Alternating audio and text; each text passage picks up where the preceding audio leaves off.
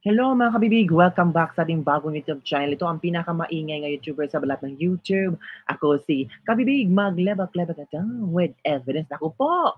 Ako, dinipensahan ni Alice Goo pala si VP Sara at ang pamilyang Duterte laban sa fake na si Maslog. Gusto sana na ipahamak ni Maslog, ni Mary Ann Maslog, itong pamilyang Duterte. Sabi ni Bato na merong reliable source si Bato na merong taga Malacanang ang nagdidikta kay Mary Ann Maslog. Nako, palpak na palpak si Kokak na magbigay ng script ba na ito dapat mong salita ha. Kailangan mong magpunta ka ng Davao, kailangan na konektado kayo ni Alice Goo, pero si Alice Goo stand firm na hindi totoo. 'Di ba? So panoorin nyo ang video para makita nyo talaga kung saan papunta itong pogo-pogo na Senate hearing. Ay nako, malalaman nyo kabibig. Eto na kabibigan, manood tayo. Ha? Na-shock lang ako ay sa kadramahan na kung sino ba itong kinuha nilang resource person. Ay, nakakahiya. O ito kabibig ha, manood tayo ha. Okay. We were invited to go to Davao. Madam Chair, Motorcycle. SP pro tempore. I see Alice Goo in disbelief. Tingnan mo si Alice Goo. Parang agad-agad, she raised her hand kasi hindi, parang mali ang, parang mali eh. Parang merong gawa-gawang istorya. I see Alice Goo in disbelief. Meron pa po akong kadagdagan po na answer po pala doon sa na-mention po ni Ma'am Maslog kanina na invitation ng Davao. I just want to clarify. Wala pong nangyaring invitation po ng Davao. I just want to clarify. Wala pong nangyaring invitation po ng Davao. Wala pong... See? See? Maslog, grabe ka naman, day. Para lang makonekta ang mga Duterte, para sabihin ang mga Duterte ang hari ng Pogo. O tingnan mo, si Alice Goo na nagsabi. Sino kaya itong taga-Malacanang na kumuha nito, no? At bakit itong babaeng ito ay naimbitahan sa Senado para maging resource person? Nako, Risa. Kilala. At yung picture na yon ay nag-iisang picture lang po yon, July 22 to be exact, 2022. Hindi na po presidente si former president that time. Think and I believe po na-circulate naman po talaga siya. Kumalat po siya sa social media, pero that was my first time po na nakita ko po siya. Meron pong isang picture po with the former president po and me, nag-group po na circulating before. Yan po yung kinukwento po. Yan yung isa rin po na pagkwentuhan po namin. Na that's my first time po nakita ko po ang former president. Doon sa group picture niyan na circulating, that was the first time po na nakita ko po siya. Ang tanong lamang ay anong sinabi? Ano yung sinabi? Your Honor, I can't. I'm sorry. Your Why not? Why can't you? Those are names po that not validated and I'm not You are really not- sure. Sabi mo, Hindi mo kaya nabasa yung pangalan na yan doon sa prepared affidavit na gusto mong papirmahan kay Alice Goo? Your Honor, wala po akong papipirmahan kay Alice, Your Kang Honor. magsinungaling. I have A1 information. Hala. O, yun kabibig. Flex jobs. I have A1 information, sabi ni Senator Bato de la Rosa. So it means talaga merong kadramahan itong si Maslog. Sino man ano ang OA niya? You are Alam mo, wag mo kaming lokohin dito ha. Ako nga hingil ako tumayo dahil Galit na galit si Jinggoy. 1999 nagninegosyo ka na, nagkaroon ka na ng scam. Oh. 14 anos nananakaw ka na. God damn it, you're a pathological liar. Sinungaling ka talaga, ano? Pero, saka ko Ito ang mas malala kay Alice Goo. 'Di ba? Ito ang sobrang malala kay Alice Goo, itong si Mary Ann Maslog, 'di ba? Parang pinaglalaroan lang ang Senado. Sino ba nga invite nito eh? Kasi halata namang scripted Mo lahat passport. ang mga sinasabi niya. Na professional con artist tong kaharap natin at wala tayong makukuhang tama at totoong sagot dito sa taong to. magsisinungaling at magsisinungaling lang sa buong gabi at lolokohin lang niya tayo buong gabi at wala naman siyang naibibigay na produktibong sagot para sa atin. Starting with the name Faildon. Sa anong konteksto nyo narinig yung pangalan niya? Actually po, I think si Faildon was in Bamban. Mhm. I think he lived in Bamban. Mhm. Parang And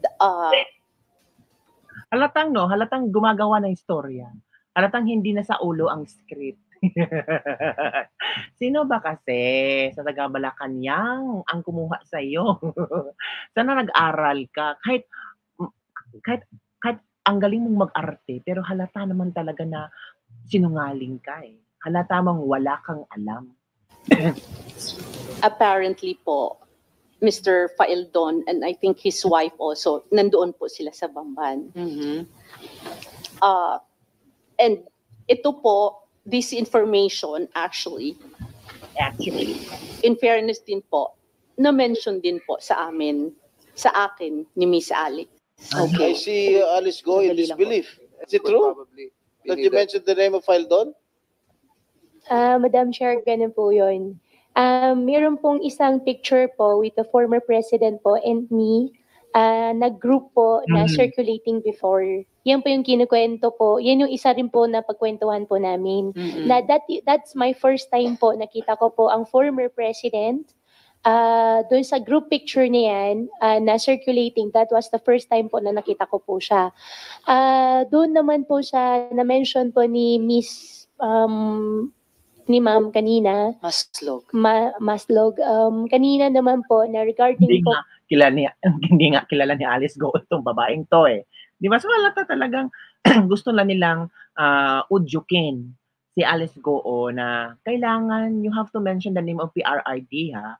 Kailangan you have to mention the name of VP Sara ha. You have to mention Bato, you have to mention Bongo. Pero Alice Go is very real, very truthful na hindi ko sila kilala, di ba? kay Mr. Nick Faildon naman po. Mr. Nick Faildon naman po talaga nasa Bamban. Meron po siyang goat farm po sa Bamban. Goat farm. Yes po, goat farm. So kayo, may babuyan, siya naman kambingan. Wala naman po kami any transaction pero may goat farm lang po.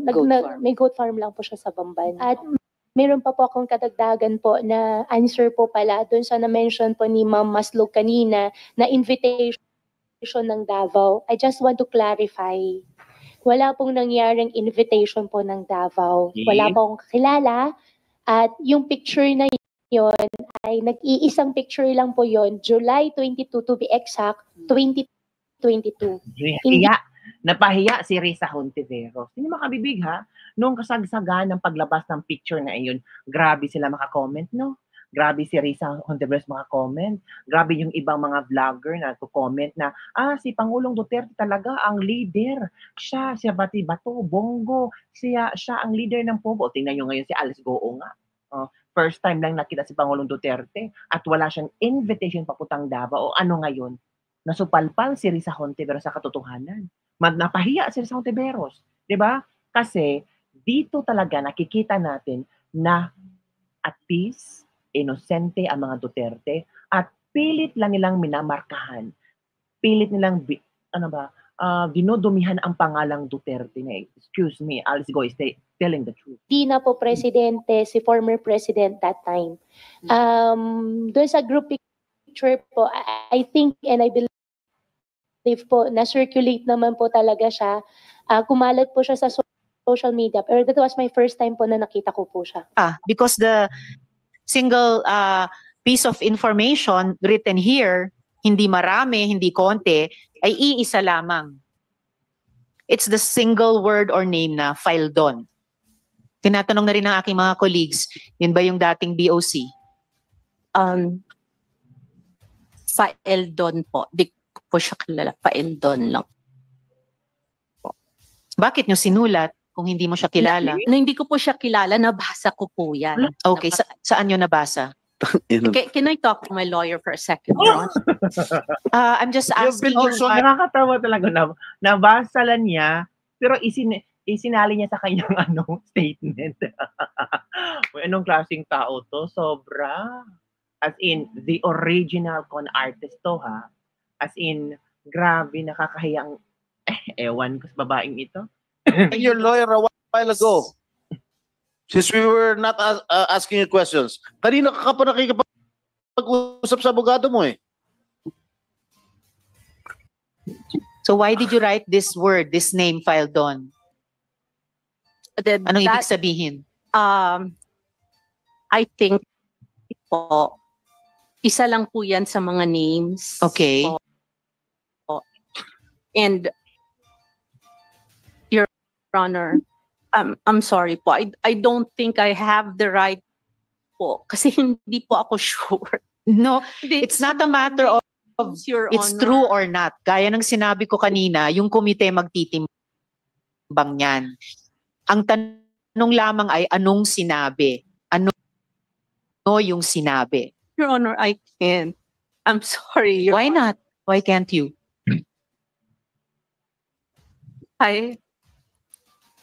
Those are names po that not validated, and I'm not You are really not- sure. Drama. Ang drama niya. Talagang babae ito, ang drama. Diba? Nakakatawa siya. Maawa kayo sa babae ito. Hindi ako naawa. Gigil na gigil ako sa kadramahan niya.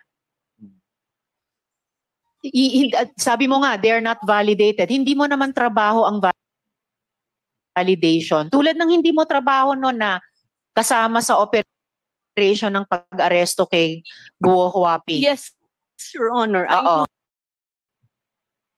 know that, Your Honor. But these people, Your Honor, are in position. And Why I are you don't- crying, Miss Kasi- Maslow? Hindi po ako. Your Honor, I can't. Kasi wala po Madam akong Chair. authority, Your Honor. Madam Chair, Senator De La Rosa.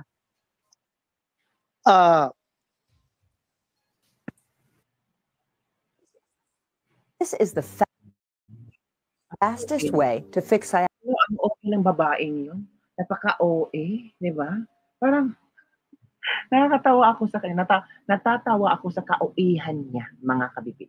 So, gusto nila na isali ang pangalan ni VP Sara. Gusto nila si Pangulong Duterte, pati si Bongo, pati si Bato, ay maisangkot sa Pogo-Pogo at ni Alice Goo. Ako, hindi yan mangyayari, mga kabibig. Kasi, inosente itong mga taong ito. Nagtatrabaho sila ng totoo, serbisyong totoo, at naniniwala sila na itong mga nangyayari ngayon ay merong isang tao, I'm sure na siya yung naggumagalaw para masira ang talaga ang pangalang Duterte. Diba? Lurking naman. So yun lang mga kabibig, ang ating latest libak-libak for today. As in, grabe na shock ako sa sobrang daming issue. Pati si Alice Goo na shock din na bakit dinamay ang former president at wala naman siyang invitation papuntang Davao. Bakit gusto nilang idamay ang former president? So natawa na lang si Alice Goo na parang ito sa disbelief na anong pinagsasabi ng babaeng ito? Tapos dinamay pa yung mga ibang tao na hindi isangkot sa issue ng Pogo. Di ba? So yun lang mga kabibig ang ating latest libak-libak for today. Ano ang iyong komento, opinion tungkol dito? Don't forget to like, subscribe, and share this video. And shout out sa ating mga OFW na sana nasa maayos and malapit ng eleksyon. So sinong bubutuhan niyo? So far sa akin gusto ko si Bongo dahil sa kanyang malasakit centers. Ang dami natulungan ni Bongo Tapos si Senator Bato de la Rosa. Yes. Tapos si Marcoleta. Yan si Marcoleta. Si Attorney Vic Rodriguez. Nako, ang gagaling ng mga taong ito. Maghahanap-hanap pa ako Maghahanap-hanap pa ako ng mga senador na kung gusto nyo, you will follow my list. Pero depende na talaga kung sino at kung ano ang iyong pakiramdam. Kasi kailangan nating mag-research ng mga taong ito. Kabibig, meron ka bang bobotohan sa hanay ng senatorial slate ni BBM? Wala. Wala akong bobotohan sa kanila. Bakit? Mangga lang silang lahat. Mga mangga yun. So, wag. Basura yun. Inodoro. Si Sandro, Marcos, sabi, hindi na. Enough na yung kadramahan, kaipalan, paggamit niya kay VP Sara. Kahit hindi niya sinabi na hindi niya ginamit si VP Sara, pero tayo, we observed, we felt na siya talaga ang main reason. Diba?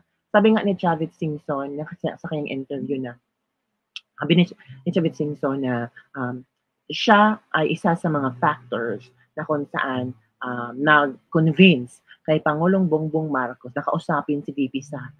Nakausapin na mag-visit presidente si VP Sara at siya yung mag-presidente. Kasi malakas si VP Sara at madadala yung pangalan niya. Kasi kung tatakbo si Marcos versus VP Sara, of course, talo talaga si Marcos. Diba kabibig? So naghanap sila ng strategy. Itong si Chavit Singson, isa rin ito sa masisisi natin kabibig. Diba? Si Amy Marcos, isa rin ito. Kasi ginamit niya ang friendship. I don't know ito yung ating mga ito yung ating mga kuro-kuro opinion. Alam mo naman tayo, di ba? Parang ano lang, user-friendly. So yun lang mga bibigyan ating latest lebak-lebak for the day. Don't forget to like, subscribe, and share this video sa mga friends mo na na tulog pa kasi sobrang pagod sa trabaho.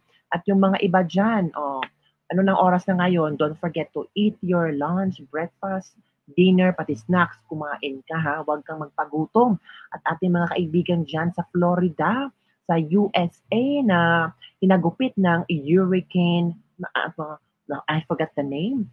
So, pray lang tayo na everything will be fine and tomorrow will be another day to be grateful for blessing. Diba mga kabibig? So yun lang, don't forget to like, subscribe, and share this video para sa mga latest na ba't na ating pag-uusapan. Bye everyone! See you next time!